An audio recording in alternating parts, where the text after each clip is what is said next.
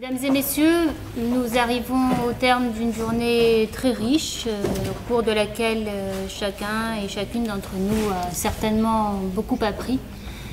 Comme le disait Laurence Boissier, qui est intervenue ce matin, nous avons beaucoup et vite voyagé au cours de cette journée.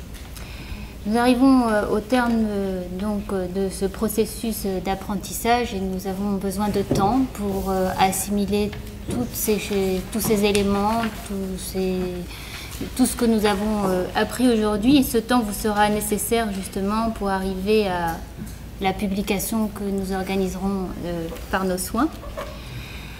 Je voudrais, au nom de William Gilles et de moi-même qui avons organisé ce colloque, vous remercier pour votre participation, pour votre patience, pour la richesse de ces débats et de ces échanges qui seront importants et très fructueux pour chacun d'entre nous, chacun à son niveau, que l'on soit chercheur, praticien, juge, simple citoyen.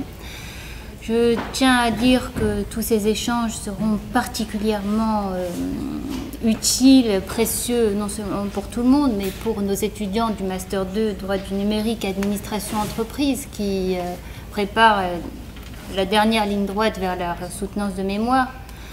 Tous ces éléments seront également très riches et très précieux pour les étudiants, doctorants en thèse qui se préparent vers un horizon plus proche ou plus lointain qui est la soutenance de leur thèse. Et encore une fois, tous ces éléments nous seront précieux à chacun d'entre nous dans nos différents travaux. Avant de vous quitter et de vous donner rendez-vous dans le cadre de nos prochains événements que nous ne manquerons pas de porter à votre connaissance, je tiens à avoir un mot de remerciement chaleureux à nos traducteurs, interprètes, qui ont su se dévouer, se dépasser. Ils doivent être très fatigués et nous avons, William Gilles et moi-même, une pensée pour eux, mais qui ont permis la rencontre entre le monde francophone et le monde hispanophone. Et c'était un choix des organisateurs, William Gilles et moi-même, de ne pas faire le colloque en anglais qui pourrait être une langue commune de partage et de travail.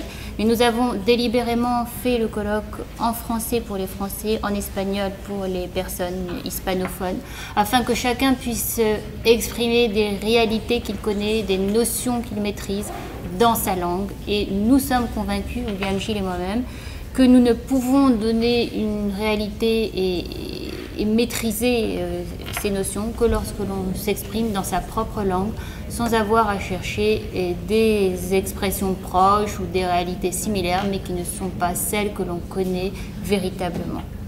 Je vous adresse à nouveau nos sincères remerciements et je vous dis à très bientôt dans le cadre de nos travaux.